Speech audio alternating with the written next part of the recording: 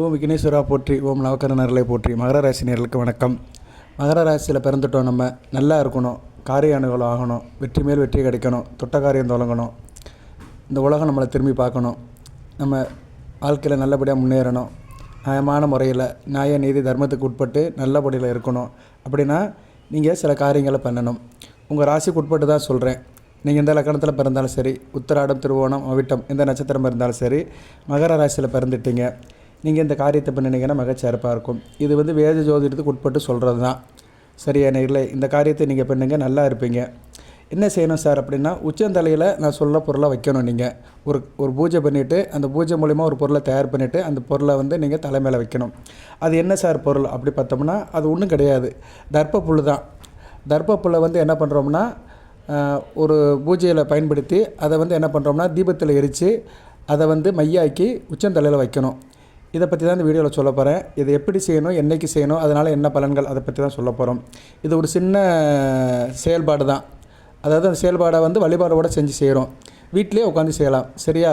இதுக்கு ஒரு அகல் விளக்கு இருந்தால் போதும். அகல் விளக்கில் நெய்யை ஊற்றி அந்த நெய் தீபத்தை ஏற்றி இறைவனை மனசார தியானம் பண்ணிவிட்டு, தர்ப்பப்புல்லை என்ன பண்ணுறோம்னா, நான் சொல்கிற முறைப்படி நீங்கள் அதை எரித்து சாம்பலாக்கி அதை நெய்யில் தடவி நெத்தியில் வைக்கணும். இல்லைனா உச்சந்தலையில் வச்சா போதும். நெத்தியில் வைக்கிறதுக்கு சில பேர் கொஞ்சம் கூச்சமாக இருக்கும், வெளித்தோட்டத்துக்கு தெரியும். அதனால் தலையில் உச்சந்தலையில் வச்சுட்டிங்கன்னா தெரியாது. சரியா? நமக்கு தான் தெரியும், பிறருக்கு தெரியாது. அதனால் அதை பற்றி தான் இந்த வீடியோவில் பேச போகிறேன். இது ஒரு முக்கியமான ஒரு தாந்திரிக பரிகார வழிபாடு. இதை செஞ்சிட்டிங்கன்னா காரிய அனுகூலமாக்கும், காரிய சித்தி ஆகும். நம்ம என்ன நினைக்கிறோமோ அது நடக்கும். சரியா நேரில் ஒரு காரிய ரீதியாக ஒருத்தர் பார்க்க போகிறோம், ஒரு விஷயம் நடக்க மாட்டேக்கு, ஏதோ ஒரு பிரச்சனை இருக்குது, அந்த பிரச்சனைக்கு தீர்வுக்கு இது செய்யலாம். விதிப்படி நடக்கிறதெல்லாம் வேறு. இது ராசிக்கு தான். சரியா? நீங்கள் விதிப்படி உங்களுக்கு உள்ளது கிடைக்கும். அதை யாராலும் மாற்ற முடியாது. இன்னாருக்கு மகனாக பிறந்துட்டீங்க, அதை மாற்ற முடியாது. இன்னாருக்கு கணவன் மனைவியாக இருக்கிறீங்க, அதை மாற்ற முடியாது. இந்த குழந்தை தான் உங்களுக்கு பிறக்கும்னா அதை மாற்ற முடியாது. இது என்னென்னா, நடைமுறை வாழ்க்கைக்கு சில நேரங்கள் சாத்தியப்படும். நடைமுறை வாழ்க்கை இப்போ ஒருத்தர் நம்மக்கிட்ட பணம் கொடுத்துட்டான், கொடுக்கவே மாட்டேங்கிறான். திருப்பி அவங்ககிட்ட கேட்டு பார்க்குறோம், கொடுக்க மாட்டேங்கிறான். இது விஷயமாக ஒரு பஞ்சாயத்து வைக்கிறோம். அந்த பஞ்சாயத்து பண்ணுற நாளுக்கு அந்த பஞ்சாயத்து பண்ணுற இடத்துக்கு, இல்லைன்னா யாரை வச்சு பண்ணுறோமோ அந்த இடத்துக்கு நீங்கள் இந்த கருமையை உச்சந்தலையை தடவிட்டு போனீங்கன்னா அந்த காரியம் நடக்கும். கோர்ட்டில் ஒரு கேஸ் வயதா நடக்குது, அன்றைக்கி ஆர்கியூமெண்ட் நடக்குது, விசாரணை வைக்கிறாங்க. அந்த விசாரணைக்கு நீங்கள் போகிறீங்க, விசாரணையில் உங்களை கேள்வி வைப்பாங்க. அந்நேரத்துக்கு இதை வச்சுட்டு போகலாம். அதாவது என்னென்னா, ஒரு காரிய ரீதியாக நீங்கள் வச்சுட்டு போனீங்கன்னா உங்களுக்கு பெனிஃபிட் கிடைக்கும். ஒரு விஷயமாக ஒருத்தர் பார்க்க போகிறீங்க, உங்கள் கட்சி தலைவரை பார்க்க போகிறீங்க, இல்லைன்னா நீங்கள் ஒரு ஒரு மீட்டிங்கில் பேச போகிறீங்க, ஒரு காரியம், ஒரு முக்கியமான காரியம், அதில் இன்வால்மெண்ட்டில் ஆகிறீங்க, அந்த காரியம் சக்ஸஸ் ஆகணும். உயர் ரீதியாக பார்க்க போகிறீங்க, நல்ல ஒரு விஷயமாக பேச போகிறீங்க, பெண் பார்க்க போகிறீங்க, மாப்பிள்ளை பார்க்க போகிறீங்க, அது மாதிரி கருத்துக்கு வச்சுட்டிங்கன்னா சக்ஸஸ் ஆக முடியும், நல்லபடியாக முடியும், சாதகமாக முடியும். சரியா? ஸோ இது முழுக்க நடைமுறை வாழ்க்கைக்கு சாத்தியப்படும். பெரும்பாலும் நடைமுறை வாழ்க்கைக்கு சாத்தியப்படும். நல்ல எண்ணத்தோடு சாத்தியப்படும். நல்ல எண்ணத்தோடு இருக்கணும். நல்ல காரியங்களுக்கு சாத்தியப்படும். தீய எண்ணத்தோடு தீய காரியங்களுக்கு இது சாத்தியப்படாது. அதை முதலே சொல்லிடுறேன். அதாவது உள்ளுவதெல்லாம் உயர் உள்ளல், எண்ணுவதெல்லாம் நமக்கு ஏற்றமாக இருக்க வேண்டும். இறைவனுடைய சித்தத்துக்கு உட்பட்டு இருக்கணும். இறை சித்தத்துக்கு உட்பட்டு இருக்கணும். இறையாமையை விட்டு மீறக்கூடாது. சரியா நேயர்களே? அந்த எண்ணத்தோடு இருந்தால் தான் இது சாத்தியப்படும். இல்லைனா இது எதிர்வினை கொண்டாக்கிறோம். சரியா? இதை நீங்கள் செஞ்சுட்டு ஒருத்தனை கெடுக்க போகிறேன், ஒருத்தனுக்கு ஆகாத காரியத்தை பார்க்க போகிறேன் அப்படின்னு நினச்சிங்கன்னா இது உங்களுக்கு திருப்பி விட்டுரும். சரியா நேயர்களே? ஸோ எந்த ஒரு காரியமுமே வேத ஜோதிடத்தில் தெய்வ நம்பிக்கையோடு செஞ்சோம்னா, நம்ம மனசாட்சிக்கு கட்டுப்பட்டு பிறருக்கு தீங்கு விளைவிக்காமல் காரியங்கள் பண்ணோம்னா அது நமக்கு சாதமாக முடியும். சரி நேயர்களே, நான் எதுக்கு முன்னாடி சொல்லிட்டேன்னா, சில பேருக்கு என்னென்னா, எடுத்தவுடனே டக்குன்னு ஏதோ ஒரு காரியத்தில் இறங்கணும், ஆகாத காரியத்தை இறங்கணும், எதிரி அழிக்கணும், அப்படிலாம் இருக்கிறாங்க. அப்படிலாம் கிடையாது. நல்லது ஒரு காரியத்துக்கு இது நன்மையாக பயன்படும். பூவை மோந்து தான் பார்க்கணும். பூவை பூ மல்லிகைப்பூ மணக்கும், அதை மோந்து பார்க்கலாம், தலையில் சூட்டிக்கலாம், பூஜை புனஸ்காரத்துக்கு வச்சுக்கலாம். அதை போட்டு கசக்கக்கூடாது, கசக்கி மோந்து பார்க்கக்கூடாது. சரியா? ரைட்டு, உதாரணம் சொல்லியாச்சு. இப்போ தர்ப்பப்புல்லை பற்றி இப்போ பார்க்க ஆரம்பிப்போம். தர்ப்பப்புல் இது ஒரு அக்னி கற்பம், உஷ்ணமானது, வெப்பத்தை தக்க வச்சுக்கொள்வது ரொம்ப முக்கியமானதுங்க. மத சடங்குகளில் முக்கியமாக பயன்படுத்தப்படுகிறது. நம்ம எதாக இருந்தாலும் சரி, கோயில் கும்பாபிஷேகமாக இருந்தாலும் சரி, குடமுழு மற்ற காரியங்கள், கோயில் திருவிழாக்கள், வீட்டில் திருவிழாக்கள், கனவிதி கோமம் எதாக இருந்தாலும் சரி, சுப காரியமாக இருந்தாலும் சரி, ஈம காரியம், சடங்குகள் எதாக இருந்தாலும் சரி, தர்ப்பப்புல் முக்கியமாக இருக்கும். தர்ப்பப்புல் ரொம்ப முக்கியமானது. தர்ப்பப்புல் ஒரு விஷமுறி உள்ளது. தர்ப்பப்புல் இருக்கிற இடத்துக்கு பாம்பு வராது. தர்ப்பப்புல் ஒரு இடத்துல வளருது, தர்ப்பை காட்டு பக்கம் பாம்புலாம் போகாது. ஏன்னா தர்ப்பப்புல் அந்தளவுக்கு வீரியமானது, விஷமுறி உள்ளது. பொதுவாக தர்ப்பப்புல்ல மும்மூர்த்தியிலுமே இருக்கிறாங்க. பிரம்மா, சிவன், விஷ்ணு 3 பேருமே இருக்கிறாங்க. சிவன் வந்து அதனுடைய உச்ச உச்ச உச்ச நுனியில் இருக்கிறாரு. சிவபெருமான் வந்து அதனுடைய நுனியில் இருக்கிறாரு. பிரம்மா வந்து அதோட மையப்பகுதியில் இருக்கிறாரு. பெருமாள் வந்து அதனோட அடியில் இருக்கிறார். சரியா? மும்மூர்த்திகளுமே தர்ப்பப்புல்ல இருக்கிறாங்க. ஒரு தர்ப்பப்புல்லை எடுத்து நீங்கள் நீளமாக பார்த்தீங்கன்னா அது எப்படியோ 2 அடி 3 அடிக்கு இருக்கும். கொஞ்சம் புல் நீளமாக தான் வளர்ந்துருக்கும். தர்ப்பப்புல் நாடல் மாதிரி இருக்கும். அதில் நுனியில் டாப்பில் வந்து சிவன் இருக்கிறாரு, மத்தியில் வந்து பிரம்மா இருக்கிறாரு, அடிப்பாகத்தில் வந்து பெருமாள் இருக்கிறாரு. ஸோ இந்த மும்மூர்த்திகளும் அதில் இருக்கிறாங்க, வாசம் பண்ணுறாங்க. அதுபோக தர்ப்பப்புல் வந்து கேது சனி பகவானுடைய காரகத்துவம் உள்ளது. கேது சனி பகவான் ஞானத்துக்கும் உள்ளது, அதுபோக வந்து ஆன்மீகத்துக்கும் உள்ளது, சகல காரியத்துக்கும் உள்ளது. சரியா? கேது சனி பகவான் காரகத்துவம் இருக்கிறதுனால இது வந்து சித்து சம்மந்தப்பட்டது. சரியா? சித்தர்கள் சித்தம் பிரிய விஷயம். இது அமானுஷ சக்தி, சித்து விளையாட்டு இதுக்கெல்லாம் ரொம்ப வரும். சரியா நேரில்? ஸோ கேது சனி பகவான் சம்மந்தப்பட்ட காரகத்துவம் உள்ள பொருளாகவே தர்ப்பப்புல் பார்க்கப்படுகிறது. இது காஞ்சி போனாலும் இதோடைய வீரியம் குறையாது. அதுபோக வந்து இதுக்கு வந்து கதிர்வீச்சு உண்டு, கதிரியக்கத்தன்மை உண்டு. எக்ஸ்ரேயோடைய தாக்கத்தை தாங்கிக்கிறோம். 160% எக்ஸ்ரேயோடைய ஒளி தர்ப்பப்புலை பாதிக்காது. அதனால தான் நம்ம கிரகண நேரத்தில் இதை வந்து உணவுப் பொருளை போடுறோம். அந்த கிரகணம் நடக்கும்போது, சந்திர கிரகணம் சூரிய கிரகணம் நடக்கும்போது அதிலிருந்து வர கதிர்வீச்சுகள் வந்து மனிதன் சாப்பிட்ற சாப்பாடு, உணவுப் பொருட்கள், தண்ணீர் இது மேலே நம்ம மூடிட்டு போடுவோம், தர்ப்பப்புல் போடுவோம். ஏன்னா அந்த கதிர்வீச்சு, அந்த விஷக்கதிர்களை வந்து இது வந்து முறிச்சிடும். ஸோ தர்ப்பப்புல் வந்து ரொம்ப ஒரு முக்கியமான, ஒரு புண்ணியமான, ஒரு மதிக்கத்தக்க பொருளாக பார்க்கப்படுகிறது. ஸோ தர்ப்பப்புல் என்ன சார் செய்யணும் அப்படின்னா, தர்ப்பப்புலை வச்சு வீட்டில் ஒரு பூஜை பண்ணணும். வீட்டில் வந்து நீங்கள் வந்து என்றைக்கு சார் பண்ணணும், எப்போ பண்ணணும், அதை சொல்லிடுறேன். மகர ராசிக்கு வந்து செவ்வாயும் சுக்கிரனும் நல்ல கிரகங்கள், முக்கியமான கிரகங்கள். செவ்வாய் மேசம் விருச்சிகத்துக்குரியவர், 4 11 கூடியவர். சுக்கிரன் 5 10 கூடியவர். சரியா? நல்ல அமைப்பு தான். சுகஸ்தானம், அதிர்ஷ்டஸ்தானம், கர்மஸ்தானம், லாபஸ்தானம். ஸோ செவ்வாயும் சுக்கிரனும் உங்கள் ஜாதகத்தில் நல்ல நிலைமையில் இருக்கிறவங்க இதை பயன்படுத்தலாம். செவ்வாய்க்கு சுக்கிரன் மறையக்கூடாது. அட்லீஸ்ட் யாரோ ஒருத்தர் மறையாமல் இருந்தால் பரவாயில்ல. 2 பேருமே மறைஞ்சிட்டாங்கன்னா அவங்களுக்கு இதெல்லாம் சாத்தியப்படாது. சரியா? செவ்வாய் சுக்கிரன் வந்து உங்கள் ஜனன ஜாதகத்தில் மறையாமல் இருக்கணும். இது தான் வேத ஜோதிடத்தின் வாய்ப்பான்படி ஒரு காரியம் செய்யணும். சில பேர் சில காரியம் செஞ்சுட்டு எனக்கு அது பழிக்க மாட்டேங்குது சார், எனக்கு அது செட் ஆக மாட்டேங்குது, நானும் செஞ்சு பார்க்குறேன், எனக்கு செட் ஆக மாட்டேங்குது அப்படின்னா உன் விதி சரியில்லைன்னு அர்த்தம். விதினா என்ன? ஜனன ஜாதகத்தில் ராசி கட்டத்தில் சம்மந்தப்பட்ட கிரகங்கள் தங்களுக்குள்ளே நல்லா இருக்க மாட்டாங்க. செவ்வாய் சுக்கிரன் யாருக்கு கேந்திர கவனத்தில் இருக்காங்களோ அவங்களும் மகர ராசியில் நல்லா இருப்பாங்க. பொதுவாகவே அந்த பிருகுமங்கல யோகம் நல்ல வேலை செய்யும். அதே மாதிரி உங்கள் ஜனன ஜாதகத்தில் செவ்வாய் சுக்கிரன் நிலைப்பாடை பார்த்துக்கோங்க. இந்த தர்ப்பப்புல் என்ன பண்ணணும்னா, அமாவாசைக்கு பௌர்ணமிக்கு மறுநாள் எடுத்துக்கலாம்.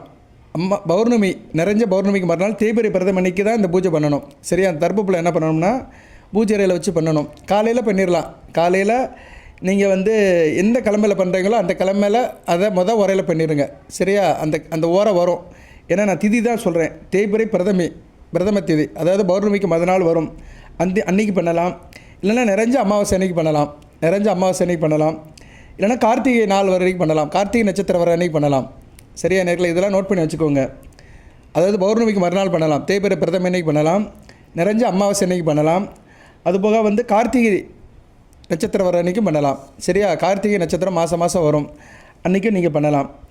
அது குறிப்பாக இந்த ஆடி கார்த்திகை, தை கார்த்திகை மாதம் வருகிற திருக்கார்த்திகை, பெரிய கார்த்திகை அன்றைக்கி செஞ்சிங்கன்னா மிகச்சிறப்பு. பட் அதுக்கெல்லாம் இந்த நாட்கள் இருக்குது. இது உடனே செய்கிறவங்க வந்து கார்த்திகை அன்றைக்கி செய்யலாம். மாதத்தில் வர கார்த்திகை, தேய்பிறை பிரதமை அல்லது நிறைஞ்ச அமாவாசை அன்றைக்கி செய்யலாம். என்ன சார் செய்யணும் அப்படின்னம்னா, நீங்கள் வந்து முதல் தர்ப்பப்புல்லை வாங்கி என்ன பண்ணணும்னா, அதை வந்து ஒரு 6 பீஸாக ஒடிச்சு வச்சுக்கணும். அது நீளமாக இருக்கும், அதை 6 பீஸாக ஒடிச்சு வச்சுக்கணும். ஏன்னா 6ங்கிறது ரொம்ப முக்கியம். சுக்கிரன் செவ்வாயோட ஆதிக்கம் உள்ள அந்த நம்பரு. செவ்வாய்க்கு 9, சுக்கிரனுக்கு 6, 9 6 15, 1 + 5 6. சரியா? ஈக்குவேஷன் கரெக்டாக ஆயிடுச்சா? அதனால் 6 குச்சியாக வச்சுக்கணும். 6 குச்சி எவ்வளோ நிலத்தில் வச்சுக்கணும் சார்னா, ஒரு சான் 9 இன்ச்சுக்கு வச்சுக்கணும். ஏன்னா 9 இன்ச்சுங்கிறது 9 நவக்கிரகங்கள். ஸோ 9 இன்ச்சு அளவுக்கு வச்சுக்கோங்க. 9 இன்ச்சுங்கிறது கிட்டத்தட்ட ஒரு சான் அளவுக்கு வரும். சரியா? 3/4 அடி மாங்க. நம்ம ஸ்கேலில் அளந்து பார்த்தோம்னா 23 சென்டிமீட்டர் வரும். சரியா? நீங்கள் ஸ்கேலில் அளந்து பார்த்து கூட அதை ஒடிச்சு வச்சுக்கலாம். 23 சென்டிமீட்டருக்கு அந்த குச்சியை 6 குச்சியாக ஒடிச்சு வச்சுக்கணும். ஒவ்வொரு ராசிக்கும் அந்த குச்சியோட எண்ணிக்கை மாறுபடும். சரியா? மகர ராசிக்கு வந்து 6 குச்சி 23 சென்டிமீட்டர் லென்த்துக்கு, நீளத்துக்கு அதை ஒடிச்சு வச்சுக்கணும். இப்போ என்ன பண்ண போகிறீங்கன்னா, நான் சொன்ன திதியோ கிழமையோ வர அன்றைக்கி காலையில் நீங்கள் பூஜை புனஸ்காரம் பண்ணுங்கள். நல்ல நேரம் அன்றைக்கி தேதி காலண்டரில் பார்த்துக்கோங்க. ஏன்னா என்றைக்கு என்னால் சொல்ல முடியாது, அதெல்லாம் காலண்டரில் பார்த்தா தான் தெரியும். அன்றைக்கி வந்து நல்ல நேரம் பார்த்து பூஜை அறையில் உட்காந்துருங்க. காலையில் உட்காந்துருங்க போதும். சரியா? காலையில் உட்காந்துட்டிங்கன்னா போகிறோம். 6 to 7 உட்காந்துருங்க. கண்டிப்பாக அந்த நாளோடைய ஓரை வரும். அந்த நட்சத்திரமும் இருக்கும். கார்த்திகை நட்சத்திரமோ இல்லைனா அமாவாசை அன்றைக்கோ இல்லைனா தேய்பிறை பிரதம அன்றைக்கோ காலையில் உட்காந்துருங்க. உட்காந்துட்டு வீட்டில் வந்து குளித்து முடிச்சுட்டு ஒரு 6 மணிக்கு 5:30 மணிக்கு உட்காந்துட்டிங்கன்னா 6 to 7 தான் அந்த இது வரும், ஓரம் வரும். அந்த கிழமையோட ஓரம் இருக்கும் 6 to 7. ஸோ நீங்கள் ஒரு எல்லாத்தையும் முடிச்சுட்டு ஒரு 6:15 6:30 சரியாக இருக்கும். காலையில் முடிச்சுட்டு மற்ற வேலையெல்லாம் பாருங்கள். பூஜை அறையில் உட்காந்துட்டு என்ன பண்ணுறீங்கன்னா நெய் தீபம் ஏற்றுங்க. அகல் விளக்கில் நெய் தீபம் ஏற்றுங்க. நெய் தீபம் எரியட்டும். உங்கள் மனமுறை சாமி கும்பிடுங்க. உங்கள் குல தெய்வம், இஷ்ட தெய்வம், எந்த தெய்வமாக இருந்தாலும் அந்த தெய்வத்தை நினச்சி கும்பிடுங்க. உங்களுக்கு என்ன தசை நடந்தாலும் அந்த தசை நினச்சி கும்பிடுங்க. செவ்வாய் திசை நினச்சின்னா முருகப்பெருமானை நினச்சி கும்பிடுங்க. ராகு திசை நினச்சிச்சின்னா தேவிஸ்ரீ கருமாரியம்மனை நினச்சி கும்பிடுங்க. குரு திசை நடந்துச்சுன்னா சிவபெருமானை நினச்சி கும்பிடுங்க. சனிமகா திசை நடந்துச்சுன்னா பெருமாளை நினச்சும் கும்பிடலாம், சிவனை நினச்சும் கும்பிடலாம். சரியா? சனி திசைக்கு 2 பேருமே வருவாங்க. பெருமாளும் வருவார், சிவனும் வருவார். யாரை நினச்சி கும்பிடலாம். ஸோ வீட்டில் இருக்கிற தெய்வத்தை நீங்கள் நினச்சி வழிபாடு பண்ணுங்கள். ஒருமுகமாக வழிபாடு பண்ணுங்கள். வழிபாடு பண்ணி முடிச்ச பின்னாடி என்ன பண்ணுறீங்கன்னா அந்த நெய் தீபத்தில் என்ன பண்ணுறீங்கன்னா இந்த 6 குச்சியும் அப்படியே காட்டுறீங்க. 6 குச்சியும் ஒன்றா பிடிச்சிக்கிட்டு பற்றி பொறுத்துற மாதிரி அந்த நெய் தீபத்தில் இதை அப்படியே பிடிக்கிறீங்க. இது கொஞ்சம் நேரத்தில் எரியும். ஏன்னா காஞ்சி போய் தான் இருக்கும், தர்ப்பப்புல் அப்படியே எரியும். எரியும் போது என்ன பண்ணுறீங்கன்னா அப்படியே ஒரு இடத்துல தனியாக வச்சுருங்க. அது முழுமையாக எரியிற அளவுக்கு வச்சுருங்க. சரியா? ஒரு பாத்திரத்தின் மேலேயோ இல்லைனா ஒரு பொருள் மேலேயோ வச்சுட்டிங்கன்னா அது நெருப்பு வந்து அதில் பிடிச்சி முழுமையாக எரிஞ்சிடும். எரிஞ்சு அப்படியே கற்கள் ஆயிரும். சரியா? அந்த பாத்திரத்தில் அந்த கற்கள் விழுந்துடும். ஒரு பித்தளை தட்டில் வச்சுட்டா கூட சிறப்பு தான். எவசிலர் பாத்திரத்தை யூஸ் பண்ணாதீங்க. ஒரு பித்தளை தட்டில் கூட வச்சுட்டிங்கன்னா முழுமையாக அது எரிஞ்சிடும். எரிஞ்சு அது சாம்பல் ஆயிரும். கொஞ்சம் நேரம் வெயிட் பண்ணுங்கள், அது சாம்பல் ஆயிரும். அந்த சாம்பலை கொஞ்சம் போல் எடுங்க. அவ்வளோதான், கொஞ்சம் போல் தான் வரும். சரியா? கொஞ்சம் போல் வரும். அந்த சாம்பலை பொறுமையாக அந்த பித்தளை தாம்பலத்தில் அப்படியே சேகரிச்சுட்டு என்ன பண்ணுறீங்கன்னா அதை வந்து ஒரு அகல் விளக்கு எடுத்துக்கணும். தனியாக ஒரு அகல் விளக்கு, 2 விளக்கு. ஒரு விளக்கில் வந்து தீபம் எரியும், நெய் ஊற்றி தீபம் எரியும். இன்னொரு அகல் விளக்கு, மண் அகல் விளக்கு. ஏன்னா மண்ணுங்கிறது வந்து செவ்வாயோட அணுக்கரம் உள்ளது. மண் அகல் விளக்கில், சின்ன அகல் விளக்கில் அந்த சாம்பலை போட்டுருங்க. அந்த தர்ப்பப்புல்ல எரித்த சாம்பலை அதில் போட்டுருங்க. போட்டுட்டு ஏற்கனவே நீங்கள் தீபம் ஏற்றுனீங்க பார்த்தீங்களா, அதில் நெய் இருக்கும். அந்த திரிக்குள்ளே நெய் இருக்கும். அந்த அகல் விளக்கில் நெய் இருக்கும். அந்த நெய்யில் கொஞ்சம் போல் எடுத்து இதில் ஊற்றுங்க. ஒரு ஸ்பூனில், சின்ன ஸ்பூன்லேயோ ஒரு கண்டிலையோ இல்லைன்னா விரலை கூட தொட்டு கூட இதில் வைக்கலாம். உங்கள் சாய்ஸ் தான். அதை எடுத்து அந்த தீபத்தில் உள்ள நெய் கொஞ்சம் கண்டிப்பாக இருக்கும், அதில் இருக்கும். அதில் உள்ள அந்த நெய்யை எடுத்து இன்னொரு அகல் விளக்கில் உள்ள அந்த சாம்பலில் ஊற்றணும். ஊற்றிட்டிங்கன்னா அந்த நெய் பட்டவுடனே இது மிக்சிங் ஆயிரும். அப்போ அதை வச்சு விரலால் நீங்கள் மிக்ஸ் பண்ணலாம். நம்ம வலதுகை விரலால், எந்த விரலால் மிக்ஸ் பண்ணணும்னா ஆள்காட்டி விரல், குரு விரல் இருக்குது பார்த்தீங்களா, ஆள்காட்டி விரல், அதனால் மிக்ஸ் பண்ணுங்கள். கரெக்டாக வரும். சரியா? அந்த விரலால் மிக்ஸ் பண்ணிங்கன்னா மிகச்சிறப்பாக பார்க்கப்படுகிறது. அந்த ஆட்காட்டு விரலால் மிக்ஸ் பண்ணிவிட்டு அதை அப்படியே வச்சுருங்க. ஒன்றும் ஆகாது, கெட்டு போகாது. தனியாக ஒரு கிளியாஞ்சட்டியில் ஒரு அகல் விளக்கில் அந்த தர்ப்பப்புல்லுடைய சாம்பலும் அந்த நெய்யும் சேர்ந்து ஒரு கரு மை மாதிரி இருக்கும். அந்த மை அப்படியே இருக்கட்டும். அதை பூஜை பண்ணி அதை அப்படியே நமஸ்காரம் பண்ணி பூஜை அறையில் அப்படியே வச்சுருங்க. இப்போ நீங்கள் ஒரு காரிய ரீதியாக போகிறீங்க, ஒரு விஷயத்துக்கு போகிறீங்க, சக்ஸஸ் ஆகணும், ஏதோ ஒரு பிரச்சனை, பஞ்சாயத்து, எந்த காரியத்துக்கு போனாலும் சரி, நல்ல காரியத்துக்கு போனாலும் சரி, இல்லைன்னா ரெகுலராக வேலை வெட்டிக்கு போனாலும் சரி, தொழிலுக்கு போனாலும் சரி, வியாபாரத்துக்கு போனாலும் சரி, அந்நேரம் என்ன பண்ணுங்கன்னா காலையில் குளிச்சு முடிச்சுட்டு சாமி கும்பிட்டுட்டு பூஜை ரூம்லேருந்து அதை எடுத்து கிழக்கு பக்கம் நின்றுக்கணும். இதுதான் ரொம்ப முக்கியம். கிழக்கு பக்கம் நின்றுட்டு எந்த விரலால் எடுக்கணும்? ஆள்காட்டி வரலாறு தான் எடுக்கணும். ஆள்காட்டி வரலாறு எடுத்து உச்சந்தலையில் வச்சுருங்க. ஆணாக இருந்தாலும் சரி, பெண்ணாக இருந்தாலும் சரி, உச்சந்தலையில் வைங்க. இது எந்த வயசு உட்பட்டவங்களும் வைக்கலாம். சரியா? எந்த வயசு யாராக இருந்தாலும் வைக்கலாம். சரியா? குழந்தைக்கு கூட வைக்கலாம், குழந்தை தலைவர் கூட வைக்கலாம். சரியா? குழந்தைக்கு நல்லா இருக்கணும் அப்படின்னா குழந்தை தலைவர் கூட வச்சு விடலாம். சில பெண்கள் குழந்தைக்கு வந்து இப்போ இதெல்லாம் வைப்பாங்க, கண்ணில் மையெல்லாம் வைப்பாங்க, கன்னத்தில், நெத்தியில், நாடியிலலாம் வைப்பாங்க. சரியா? சில பேர் பாதத்தில் கூட வைப்பாங்க. ஸோ நீங்கள் வந்து குழந்தைக்கும் வைக்கலாம், பெரியவங்களும் வைக்கலாம், யார் வேணாலும் வைக்கலாம். ஆண் பெண் இருபாலரும் வைக்கலாம். பெண்கள் வீட்டுக்கு வழக்கமான காலகட்டத்தில் இந்த பூஜை செய்யக்கூடாது, இதை யூஸ் பண்ணக்கூடாது. சரியா? பெண்களுக்கு விதி விலக்கு. அதுபோல் வீட்டில் துக்கம், எதனாச்சும் காரியங்கள், துக்க வீட்டுக்கு போய்ட்டு வந்தீங்கன்னா அந்நேரம் இதை யூஸ் பண்ணக்கூடாது. சரியா? துக்கம் அது பெண்களுடைய தீட்டு, அந்த வீட்டுக்கு வழக்கமாகிறது. இது 2 தான் மெயின். மற்றதெல்லாம் ஒன்றும் பிரச்சனை இல்லை. சரியா நேர்களே? ஏன்னா காலையில் குளிச்சுட்டு நம்ம வச்சுட்டு தான் போகிறோம். அதனால் இந்த நான்வெஜ் சாப்பிட்றது வைக்கிறதெல்லாம் தேவையில்லாத விஷயங்கள். நீங்கள் இதை வச்சுட்டு மதியம் கூட நான்வெஜ் சாப்பிட்டுக்கலாம், அதனால் தப்பு கிடையாது. சரியா? காலையில் நம்ம சுத்தமாக இருக்கிறோம். சரியா? நம்ம காலையில் சுத்தமாக இருக்கிறோம். இதை எடுத்து உச்சந்தலையில் வச்சுக்கிட்டு அப்படியே நமஸ்காரம் பண்ணிட்டு நம்ம பாடு சூழியை பார்க்க போகிறோம். நல்லபடியாக இருக்கும். இதை வச்சுட்டிங்கன்னா உங்களுக்கு நல்ல விதமாக பார்க்கப்படும். உச்சந்தலையில் வைக்கிற இந்த மை உச்சந்தலையில் இதை தடவுனீங்கன்னா உலகமே உங்களுக்கு வசப்படும். எப்பேற்பட்ட கும்மனாக இருந்தாலும் உங்கள் பேச்சை கெட்டு தான் ஆவான். சரியா? இது வந்து உண்மை. இதை கண்டிப்பாக செஞ்சு பாருங்கள், நல்லது நடக்கும். வாழ்த்துக்கள் நேயர்களே. இது விஷயமாக எது சந்தேகம் இருந்துச்சுன்னா கமெண்ட் பாக்ஸில் கேளுங்க. சரியா? இந்த வீடியோ விஷயமாக எது சந்தேகம் இருந்துச்சுன்னா கமெண்ட் பாக்ஸில் கேளுங்க. நான் எதனா சொல்ல மறந்துருப்பேன், அதை நீங்கள் கேட்டிங்கன்னா ஞாபகமாக சொல்லுவேன் உங்களுக்கு நான். வாழ்த்துக்கள். இதில் ஒன்றும் பெரிய விஷயம் கிடையாது. அது நாள் தான் ரொம்ப முக்கியம். அந்த நாளை நான் சொல்லிட்டேன் சரியா. பௌர்ணமிக்கும் அடுத்த நாள் இல்லைன்னா கார்த்திகை நட்சத்திரம் வர அன்னைக்கு இல்லைன்னா நிறைஞ்ச அமாவாசை அன்னைக்கு நல்ல நேரம் பார்த்து செய்யலாம். நல்ல நேரம் வந்து காலண்டரில் நீங்கள் பார்த்துக்கோங்க. வாழ்த்துக்கள். எல்லாம் வல்ல இறைவன் மகர ராசி நேயர்களுக்கு சில சௌபாக்கியத்தையும் சில ஐஸ்வர்யத்தையும் சில நன்மையும் கொடுப்பார். அனைத்து வளங்களை பெற்று தேக ஆரோக்கியத்துடன் தீர்க்காயலுடன் நீடுவிடு வாழ்க நிறைந்த வளம் பெறுக. நன்றி நேயர்களே.